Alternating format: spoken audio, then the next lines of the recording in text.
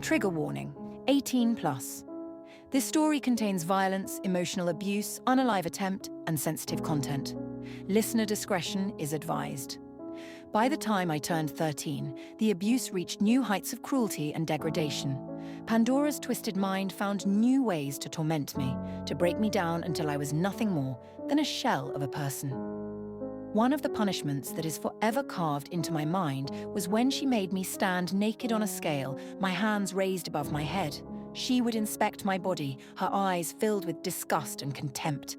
If she found even the slightest hint of body hair like my armpits or my lady bits, she would pinch and twist them while telling me how disgusting I am, that no man would ever find this attractive, that no one would ever love me with a body like this. I wasn't even overweight, just a little soft around the edges, but to her that was an unforgivable sin. She would strike me across the face, but not hard enough to leave a mark. Except this one time she shoved the bottom of her hand into my face, busting my lip and causing my nose to bleed. Sometimes she would wake me in the middle of the night just to scream at me, accusing me of God knows what. And when screaming at me wasn't enough, she would grab her belt and begin to lash out, the leather biting into my flesh with each stroke. If I dared to cry, she would tell me that she would give me more, and she always delivered on her promise. She would make me pick out my own belt, and if I didn't choose one that was adorned enough with rhinestones or conchos, she would go get one that did.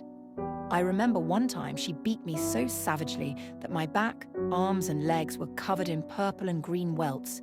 Some the first layer of skin broke due to the conchos, and as if that weren't enough, she made me sit in a bath of Epsom salts, the stinging sensation a cruel reminder of her power over me. Although not every moment was filled with cruelty.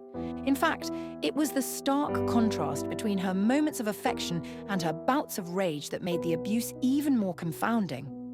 Mental health wasn't really talked about much then, as it is nowadays.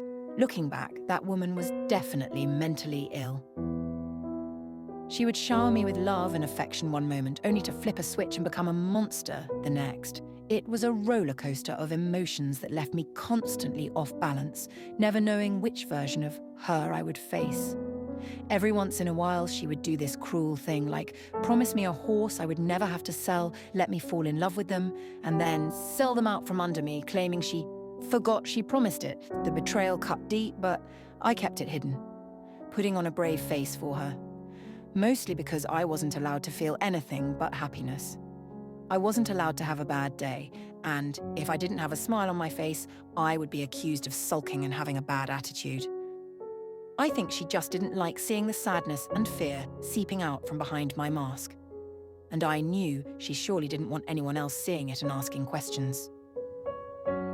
Everyone thought we were picture perfect, and she maintained that carefully crafted illusion.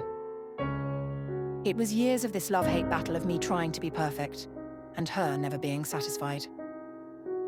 Around 14 years old, I started to self-harm. A friend of mine at the time saw it and told her.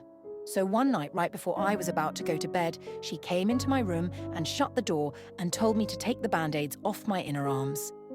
She then grabbed a washcloth and alcohol. With her thumb, she pressed it into my cuts, twisting back and forth. She then went on to tell me things like, "This is a phase. I'm just begging for attention, and if I don't knock it off, she's going to sell all the horses and beat the F out of me."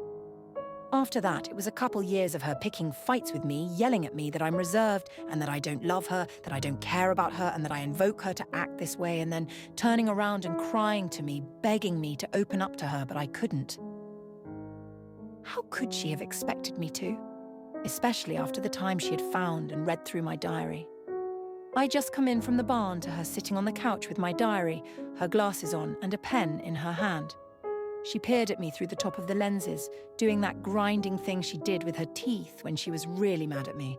I then had to sit there with her and her daughter as she tore me limb from limb emotionally about the way I expressed how I was feeling, followed with more physical punishment.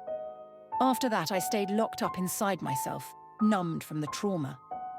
Stay tuned for the next part, where I explore the depths of my despair and the desperate measures I took to escape the hell that had become my life. Thus,